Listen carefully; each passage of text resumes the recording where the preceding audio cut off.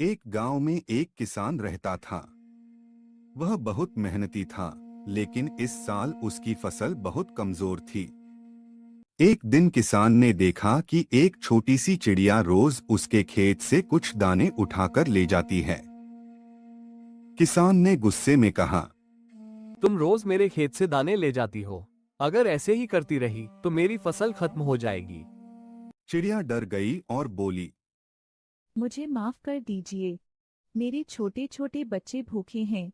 मैं सिर्फ उतना ही दाना लेती हूँ जितने से उनका पेट भर सके। किसान ने चिड़िया की बात सुनी और उसका दिल पिघल गया। उसने खेत के एक कोने में कुछ दाने डाल दिए और कहा, अब तुम्हें चोरी करके दाना लेने की जरूरत नहीं। जब भी भूख लगे यहां से दाना ले जाना। चिड़िया बहुत खुश हुई।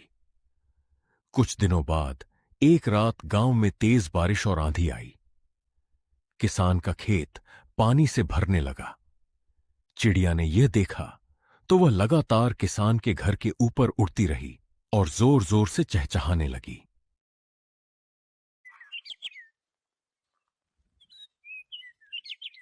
किसान बाहर आया और चिड़िया के पीछे खेत की तरफ गया।